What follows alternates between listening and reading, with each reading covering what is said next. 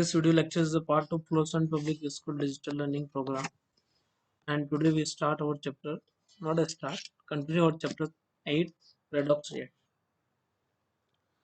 In our previous lecture, we discussed about the ion electron method, and we balance some of the redox reaction in acidic as well as in basic media. Today, we balance redox reaction in acidic media by using oxidation number method. Okay. In our previous lecture, we discussed about the ion electron method. Today we discuss about the oxidation number method. जो नया method है उसकी बात करेंगे और acidic media में आप इसे बैलेंस करेंगे. The reaction is as follow.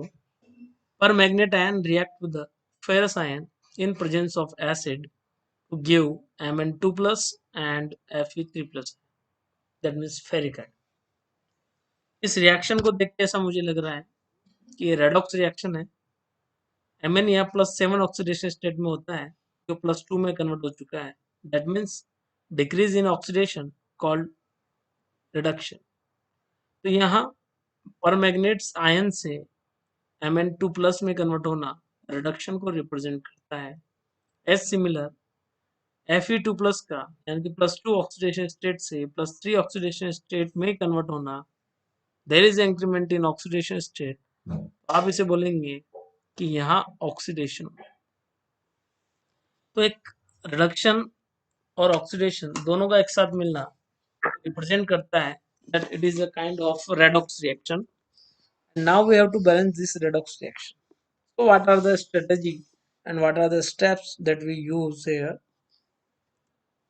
सबसे पहले आप टोटल इंक्रीमेंट और टोटल डिक्रीमेंट आप पता कर लें ऑक्सीडेशन स्टेट्स के. टोटल क्यों बोला मैंने? अगर यहाँ पर 2 लिखा हुआ है मान लीजिए, तो 2 का मतलब ये होगा कि जितना भी इंक्रीमेंट आपका हुआ है उसका जस्ट डबल होगा. सपोज मैं बात करता हूँ मैग्नीज है यहाँ पर. देखिए मैंने इस इक्वेशन को लिखने के दौरान H प्लस को रिमूव कर दिया. H प्लस नहीं लिखा मैंने यहाँ पर क्योंकि मुझे पता है during balancing H plus OH minus सारी चीजें वापस आ जाएगी. इवन दो यहाँ का जो मैंने स्टोइकोमेट्रिक कोएफिशिएंट 2 था वो भी रिमूव कर दिया. बैलेंस करने चले तो सब चीज बैलेंस हो जाएगी. बस आपको जो रखना है, क्या रखना है अपने पास, स्टार्टिंग में जो रिएक्शन आप लिखते हैं उसके अंदर आप ऑक्सीडेशन पेयर और रिडक्शन पेयर आपको ये रखने होते हैं. तो आपके पास ये तो हो गया आपका रिडक्शन पेयर और ये हो गया आपका ऑक्सीडेशन पेयर. समझ में आ गया? तो रिडक्शन पेयर में से आपने क्या देखा, एक पर्टिकुलर एलिमेंट देखा मैग्नीज. मैग्नीज का ऑक्सीडेशन स्टेट पर मैग्नेट आयन के अंदर कितना होता है +7, जो मुझे कैलकुलेट करना आता है. +7 से कन्वर्ट हो गया +2 के अंदर, यानी कि कितना डिक्रीमेंट हुआ बेटा 5 का. There is a total decrement occur that is of 5. 5 का डिक्रीमेंट हुआ है. अब इंक्रीमेंट भी 5 का होना चाहिए. क्या किया मैंने, सबसे पहले तो मैंने ये देखा पर एटम कितना इंक्रीमेंट हुआ. आयरन यहाँ सिंगल है, यहाँ पर भी सिंगल एटम, और +2 से +3 कन्वर्ट होना है, यानी कि चेंज इन ऑक्सीडेशन स्टेट आपका जो आ रहा है वो कितना आ रहा है बेटा 1 आ रहा है. कितना है 1 आया. अब एक चीज यहाँ आप बात करते हैं कि total decrement must be equal to total increment. अरे जितना कम हुआ है उतना ही बढ़ाना होगा. 5 अगर आपका डिक्रीमेंट हुआ है तो 5 इंक्रीमेंट होना चाहिए. एक चीज बताइए, 1 को आप 5 में कैसे कन्वर्ट करेंगे? तो आप तभी ये कर पाएंगे, ये तभी पॉसिबल होगा when you multiply this 1 with 5.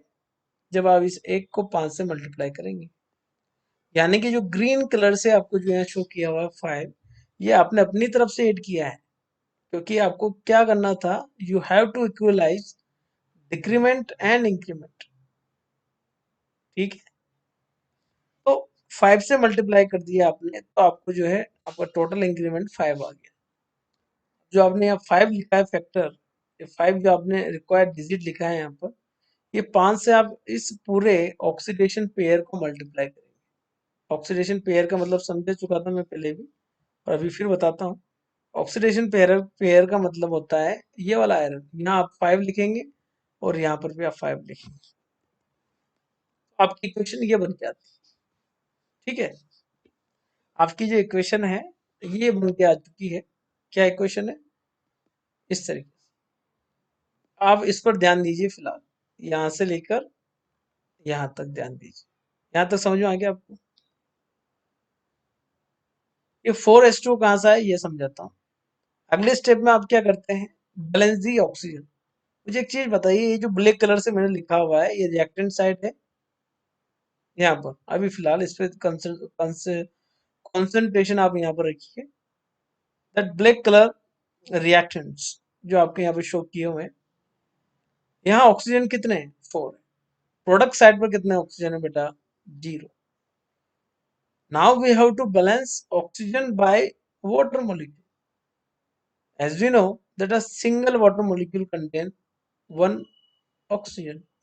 मुझे एक चीज बताइए, यहाँ 4 ऑक्सीजन एटम को बैलेंस करने के लिए कितने वाटर मॉलिक्यूल ऐड करने होंगे? 4। You have to add 4 water molecule.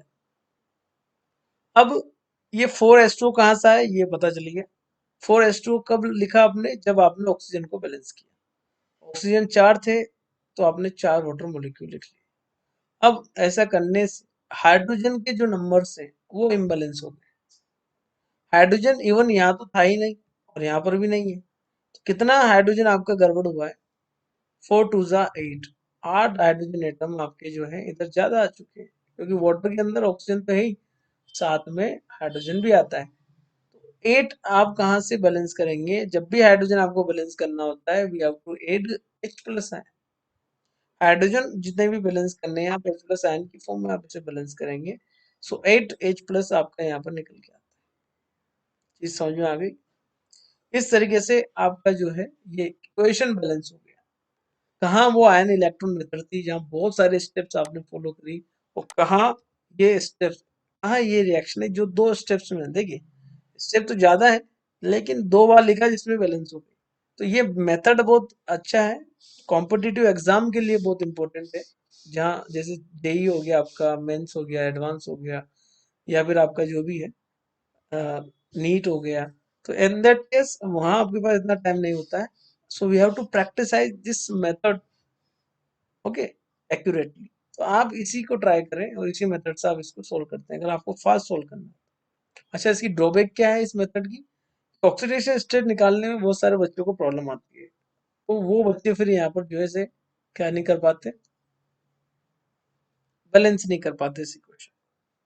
Ion electron method में इलेक्ट्रॉन्स का इन्वॉल्वमेंट होता है, बल्कि यहाँ पर क्या है, ऑक्सीडेशन स्टेट्स का इन्वॉल्वमेंट है। That's why it's called oxidation number method. या कहीं इलेक्ट्रॉन नहीं आया ड्यूरिंग बैलेंसिंग? आया क्या? कहीं भी इलेक्ट्रॉन नहीं आया। तो आपने क्या क्या स्टेप्स आपने फॉलो करी?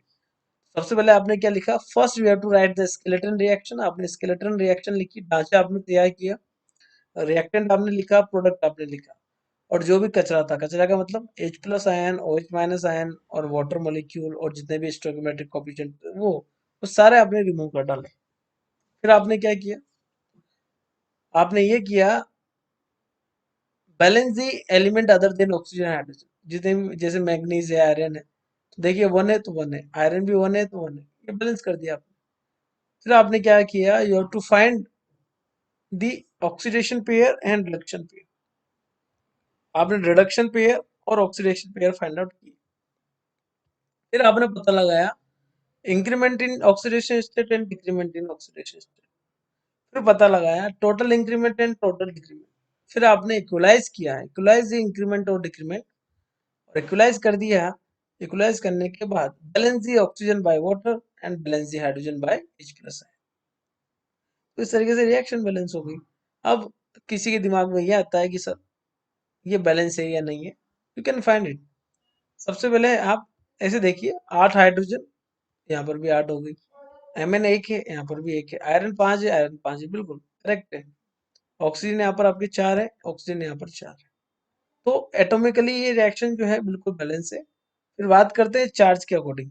तो चार्ज अगर मैं कैलकुलेट करूं रिएक्टेंट साइड पर तो कितना होगा? 5 टू जा, बोलिए फटाफट, 10। 5 टू जा 10, 5 टू जा 10। देखिए 1 मल्टीप्लाई विद -1 यानी कि -1, यानी कि आप कम कर दे 10 में से तो कितना आ गया? -9 आ गया ना?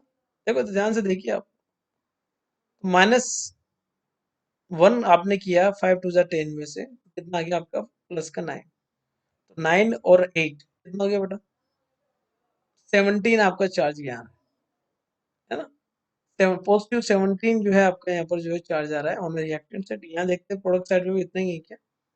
4 मल्टीप्लाई विद 0 0, 5 3 जा 15 और प्लस 2 कितना हो गया बेटा? 17। तो दोनों तरफ रिएक्टेंट और प्रोडक्ट साइड पर जो है चार्ज आपकी क्या है? इक्वलाइज है। तो ये रिएक्शन बैलेंस है। अब क्या स्टेप्स आपने फॉलो करी, अगर आप लिखना चाहें तो ध्यान दें, इस तरीके से आप लिख सकते हैं। पहला स्टेप्स आपने फॉलो किया, right the skeleton equation for all the reaction and products, ठीक है, ऑफ द रिएक्शन। तो आपने रिएक्टेंट और प्रोडक्ट, किसी भी रिएक्शन के रिएक्टेंट और प्रोडक्ट्स आपने स्केलेटन की फॉर्म में तैयार कर दिया। Second, indicate the oxidation number of each element about it's symbol. Her element का ऑक्सीडेशन स्टेट जो है आपने उसके सिर पर लिख दिया, जो लिखा था अपने +7 है, +2 है। Identify the elements which undergo change in oxidation number.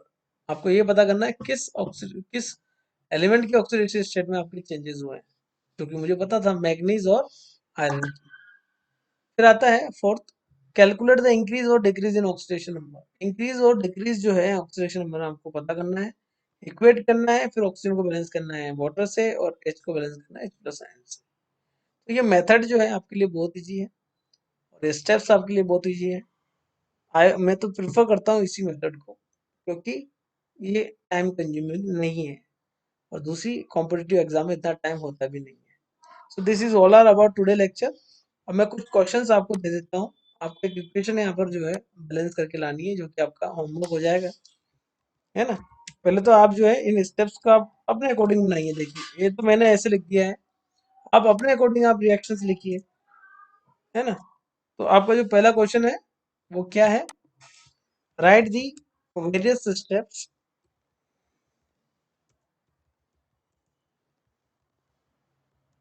involved in oxidation number method.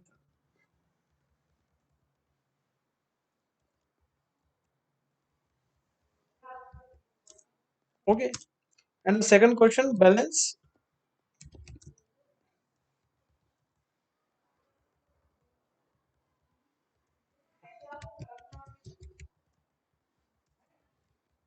by using oxidation number method. उसमें मेंशन किया है भाई, आपको ऑक्सीडेशन नंबर मेथड से इसको बैलेंस करना है।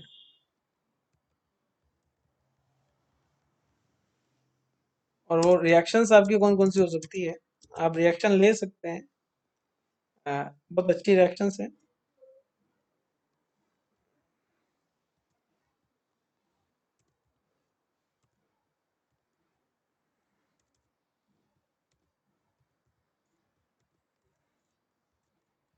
Fe2+ combined with the SO3 2- and gives Fe2+, Fe3+ and आपका हो जाएगा सल्फेट SO4।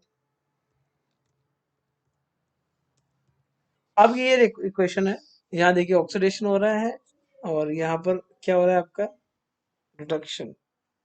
एक ऑक्सीडेशन करना होता है, एक रिडक्शन करना होता है। सल्फेट का ऑक्सीडेशन स्टेट कितना हो जाएगा सल्फाइड के अंदर, तो आप इसको ऐसा कर लीजिए, इसको 3 कर लीजिए, इसको 2 कर लीजिए, ठीक है। तो आपकी इक्वेशन है, यहाँ पर क्या करना है, इसको आपको बैलेंस करना है इन एसिडिक मीडिया। ये भी लिखना जरूरी पड़ेगा ना, कौन से मीडिया में आप इसे बैलेंस कर रहे हैं। तो एसिडिक मीडिया में आपको इसको बैलेंस करना है।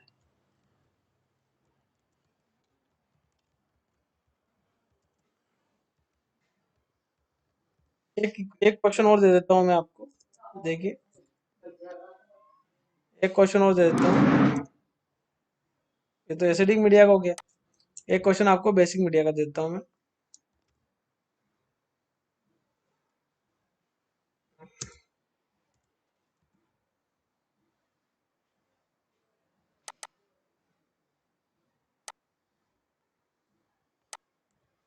एक क्वेश्चन और लीजिए आप। सपोज आपने लिखा MnO4 नेगेटिव।